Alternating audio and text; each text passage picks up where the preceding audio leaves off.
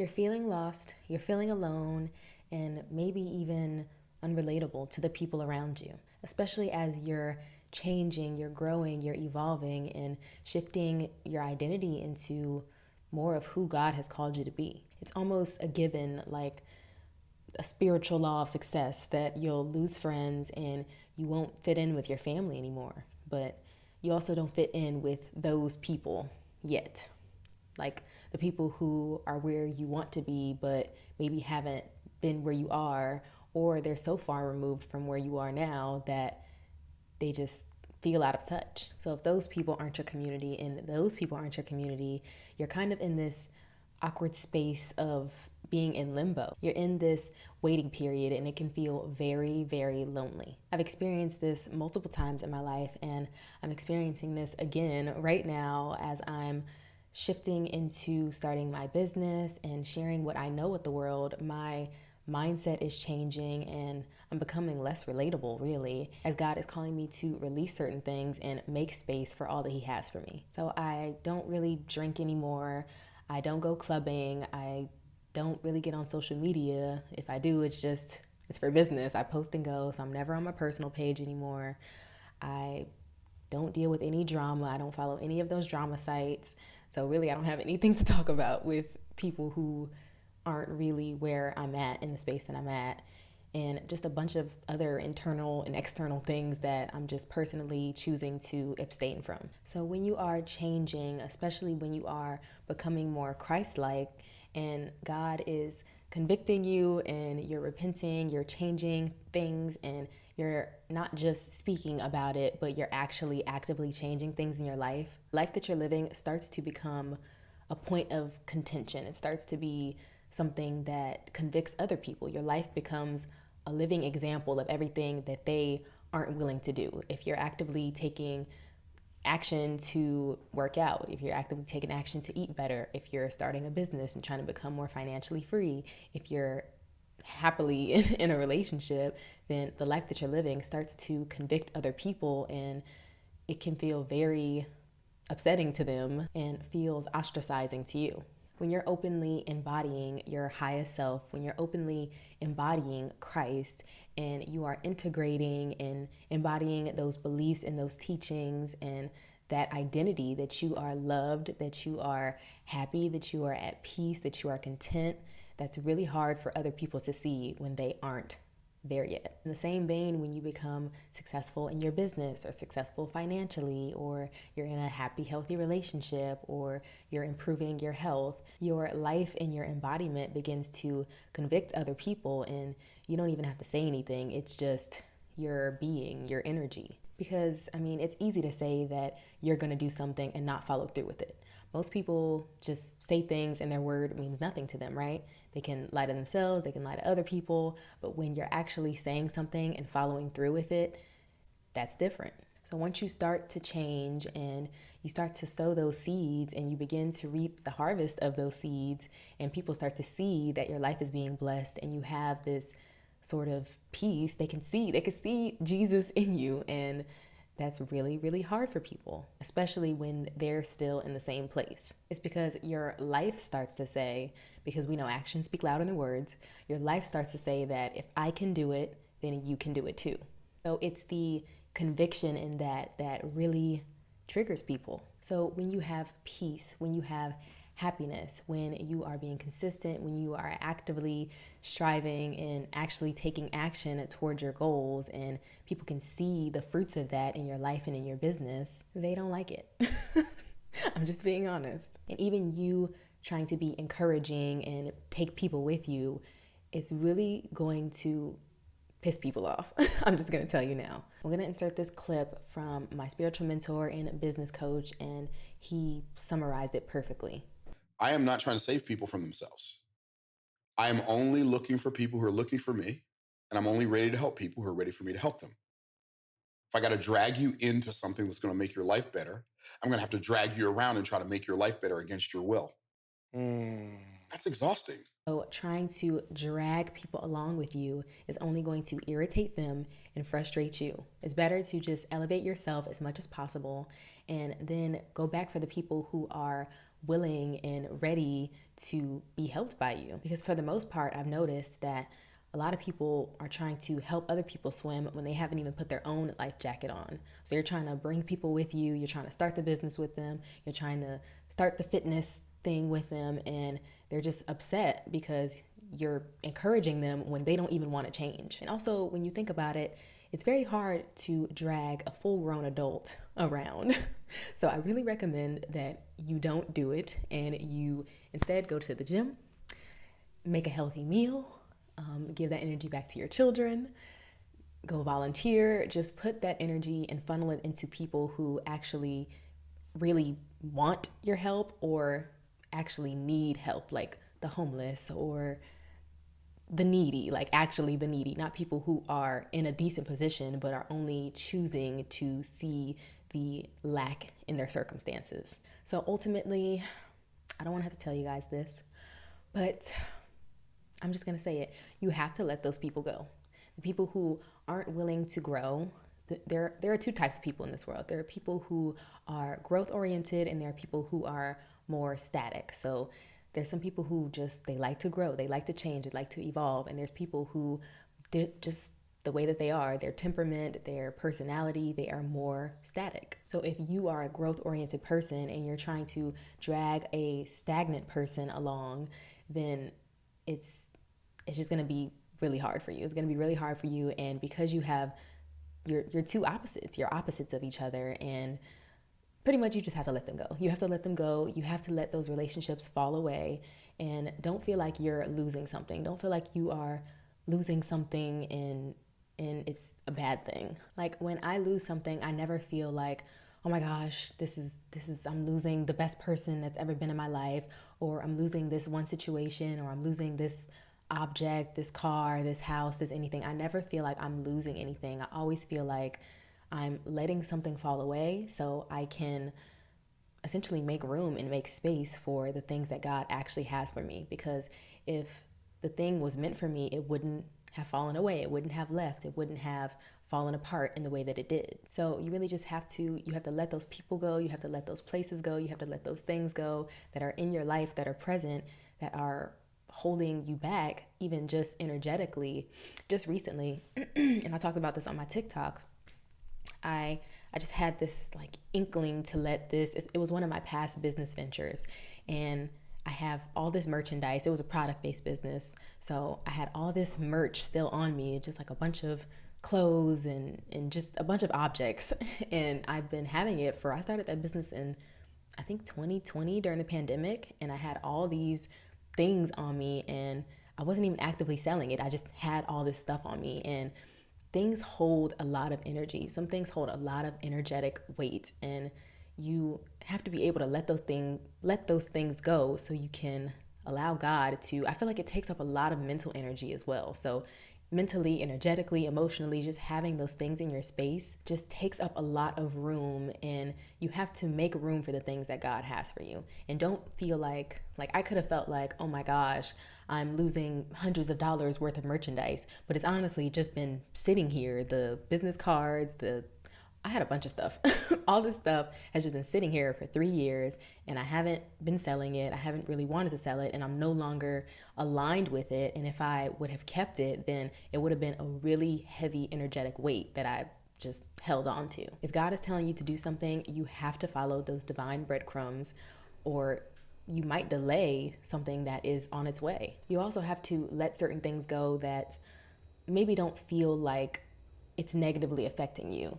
So certain things like drinking. Some people might just drink occasionally on the weekends, or they might only drink when they go out and they barely go out. But it will be those little things that you won't even notice, like just the little, clothes that were still in my closet, or, the little drink that you have on the one-off occasion. Or it might be bigger things. It might be an addiction, pornography or weed or video games, or whatever other drug, social media. It might be something that God is asking you to release, and you're holding on to it so hard and you're not willing to let it go, when that one thing might be blocking your blessings. So you have to let things go. You have to release and just let those things go that aren't serving you and are taking up energetic and mental and emotional space that could be better served somewhere else. All of that mental energy that you're spending on that thing could be used somewhere else. All of that emotional energy that you're spending on that person could be used somewhere else. All that money that you're spending trying to keep that business alive, it could be used somewhere else. We just have to stop living like we have tomorrow. Like tomorrow is promised. We don't know how long we're going to be on this earth. We just don't know. Tomorrow is not promised. The only thing promised is death and taxes. Like, I'm serious. This is real life. The only thing that is promised is death and taxes. So we have to stop living like we have a million more years after this. If God is telling you to move in whatever way, or even if he's telling you to stay still, you have to be obedient. You have to listen. You have to follow those divine breadcrumbs, those nudges, that internal intuition that is telling you what you need to be doing. Like how they say that it's an attention economy.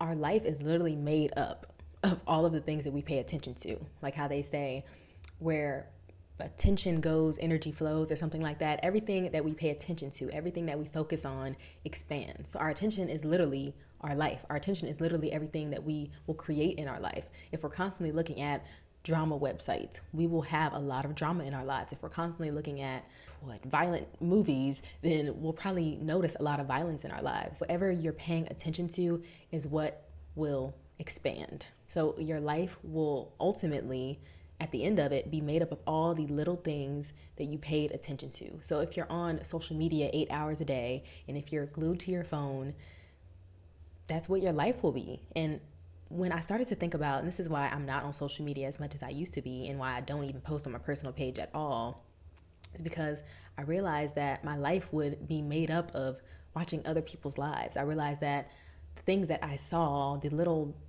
reels and the little clips and all this stuff, I didn't even remember it after 4 hours of scrolling. So everything that your attention is on will be what your life is made up of. And if you're spending 8 hours of it a day on your phone, or however many hours, check your screen time, however many hours that you're spending on it a day, and you don't even remember it most of the time, your life is literally just wasted. Our lives are literally so precious. And I looked at this chart. It's like the odds of you being here. Because if you think about your ancestors and how many people could have passed, I'm not going to say the D word, but could have passed before you even got here. It's like, it's so rare that you're even alive. And it's just something that we take for granted. Like our lives, we take our lives for granted. We take our attention for granted. We take our energy for granted. We aren't grateful and in gratitude. We aren't in abundance when we should be. When we're healthy, we're happy, we're able to see abundance everywhere, but we choose to see lack. Like, it's just such an ungrateful spirit. And we have to really be grateful and just express gratitude for the life that we have. When you express gratitude, you know what happens? That expands. Gratitude expands, abundance expands, and you start to see it everywhere. It's like you can just see it in the air. It's like, oh my gosh, look at all this oxygen. Look at all this oxygen that we have to breathe. It's just those little mindset shifts that you can make that just improve your whole life experience. So don't spend your time on your phone. Don't spend your attention. Don't pay your attention to things that aren't returning dividends. Another thing, the enemy wants you to close off your heart. And this is something that's been coming up for me lately. There is a battle. There is a war. And it's love versus hate. It's good versus evil. And I just want to implore you not to cut off your heart, not to turn off your heart, not to close off your heart to love, to new friends, to new experiences, to finding community. And I just made a video about that, about just isolating. Everyone wants you to isolate yourself. They want you to see everyone as the enemy. And once you go on your spiritual journey and you start to see abundance in everything, you start to feel so grateful, you attract that to you. You attract gratitude, you attract abundance, you attract more love into your life. So please do not allow this world, social media, these messages to make you close off your heart. It is not you versus them. It is not man versus woman. It is not black versus white. It's not your country versus their country. Don't allow the enemy to close off your heart, because that's what he wants. He wants you to hate. He wants you to be more like him. But God is calling you to be open-hearted, to be loving, to be gracious, to be patient. Like go help someone in your community. Go give back. Go be generous. That is a virtue that God wants us to have. And you may feel like you're losing some things, but you're really not. Those things aren't meant to come with you, and they're only here for a season. The issue that I had is I was kind of too good at releasing things. I grew up in a very unstable way. I was always moving back and forth between my mom and my dad because they were divorced. So I was living with my mom, and I was living with my dad, and I was living with my mom. Then I moved in with some aunts and uncles, and I just became very good at keeping people at an arm's length and closing off my heart and not forming deeper connections. And it really was a protective mechanism for me because I was so used to just coming and going. And then once I joined the army, I joined the military, and I was there for so long, 5 years of my young adult life, then it just became very normal for me to be moving. I guess it was already normal for me, but it kind of furthered that energy of like, okay, I'm probably going to be leaving in 2 years. Well, I know I'm going to be leaving in 2 years, so I'm not really going to form deeper attachments. Essentially, I ended up just repeating cycles, and it's crazy how we just end up repeating cycles. You have to really take a step back out of yourself and look at your life and see what cycles you're repeating, especially if they're generational cycles, or if you've seen your mom and dad do something. Sometimes we really can learn from our parents and learn from their bad habits or their actions. So just taking a step back and seeing what cycles am I repeating in my life, what cycles are coming on, because that's what the enemy uses to distract you, is those same cycles that he keeps you in. And I just heard something so good, and it was saying that the enemy, because he's not like God, he's not omniscient, he's not omnipresent, he can't be everywhere at once, he's not God. So he'll keep you in these cycles of whatever thing that you're addicted to, these cycles of drama or these cycles of addiction, because he knows humans, he knows human nature. We're not as different as we think we are. He knows human nature, so it's easy for him to keep us in these cycles. So by the time he comes back around, we're still in the same perpetual loop. So just take a step back for a second and see what cycles are you in your life. Like me, I realized I was always running. I was always not forming deeper connections and just having a closed off heart. And that was the cycle that I was in. So I could isolate myself and not actually build a community of support around me. And that's exactly what I have now. People who really deeply, truly support me. And I need that right now when I'm starting this business and creating community. I really need that support when, disruption always follows intention, Myron Golden says. And I'm in his challenge this week, so he's on the top of my mind. But disruption always follows intention. So when you are intending on creating something, being in alignment with what God has for you, these things will come up, these disruptions. It's just like one of the laws of nature or something, a spiritual law or something, I'm sure. But it's like you have to have a community around you so you aren't getting stuck. You aren't getting caught in cycles. You aren't closing yourself off. You aren't isolating yourself. So just take a step back and see what might the enemy be using in my life to keep me in certain cycles and keep me stuck. So just keep your heart open for community. Keep your heart open for love. Keep your heart open for the people who deserve your love and deserve the best of you and deserve your warmth and your kindness and your caringness.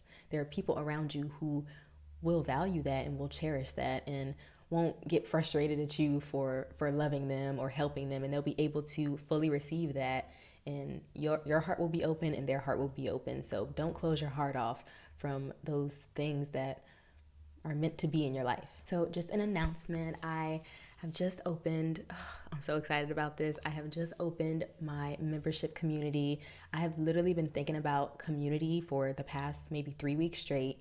And I'm talking about community so often on my TikTok, on my Instagram, on YouTube. I'm like, right now, people need community. People need a space where they can come and be free to be themselves, to grow, to share their wins, to be happy in this world. It's like we have so many spaces where people are openly unhappy, openly miserable, openly complaining. I mean, if you even read the comment section sometimes when I'm doing my market research, when you read the comments sometimes, and a lot of times I just exit it, but it could be the most positive, happy thing, and you'll just see a negative comment about it. And so there's always a community, always a space for negativity, especially on the internet. But it's beautiful to be able to find those communities and those spaces where you can really just grow. You can reinvent yourself. You can step into your next level self, or you 2.0, as I like to call it. You can step into you 2.0 and really just thrive and not feel ashamed about it and not feel guilty about it. So I am happy to announce the Mindset Mastery membership, and it's a part of the community of super conscious sisters. Isn't that so cute?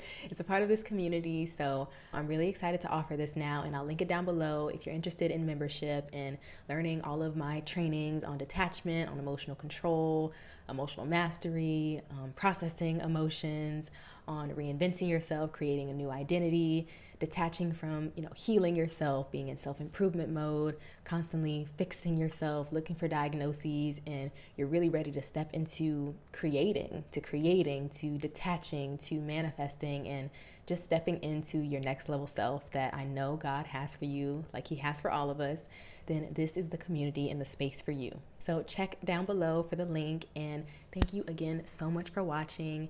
And as always, I'll see you guys next time. Bye.